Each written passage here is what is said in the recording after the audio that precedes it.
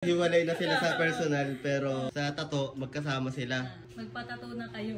Mga kwento ng tattoo sa kanto. Guys, andito tayo ngayon sa Santa Cruz, Laguna. Ito ang first interview natin na taga Santa Cruz, Laguna. Ligat din ano. Tanungin natin siya about sa mga tattoo niya. Madam, ilan na yung tattoo mo? 3. Sinong artist niyan? Siyempre si Boss Aaron. Alin ang first tattoo mo dyan? Eto. Bakit pusa?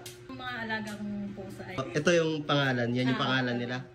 Alin ang second tattoo mo dyan? Ito. At anong meaning yan? Ang year ng pinanganak ng daddy at mami ko. Para hindi pa rin sila hiwalay Kahit- sa tattoo lang. Hiwalay na sila sa personal pero sa tattoo magkasama sila. Nice one. Ganda ng meaning ah. Ito naman, anong meaning yan? And Gemini. Yan, Gemini ka. Saan part pinakamasakit, madam? Ito dito. Sa may balikat. Bakit ka, madam, nainganyo magpatato?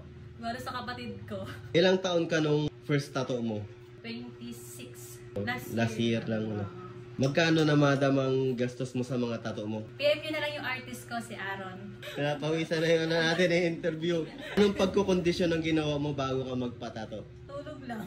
Anong reaksyon ng pamilya mo na nakita yung first tattoo mo? Wala naman sila magagawa. Nandiyan ang meaningful at paborito mong tattoo? Lahat eh. Lahat may maganda meaning yan, no? Madam, anong masasabi mo sa mga nagbabalak pang magpatato? Magpatato na kayo. Next na interview natin si Ate Malin. Tsaka ito. May balak ka pa, madam, magpatato? Oo. Madami pa ipapatato. Nagpaalam ka muna, madam, bago ka magpatato. Hindi, kasi mapapagalitan ako pag nagpaalam pa ako eh. Madam, anong pinagkakaabalahan mo ngayon? Online business. Anong mga tinitinda mo, madam? Watch, bag, saka damit.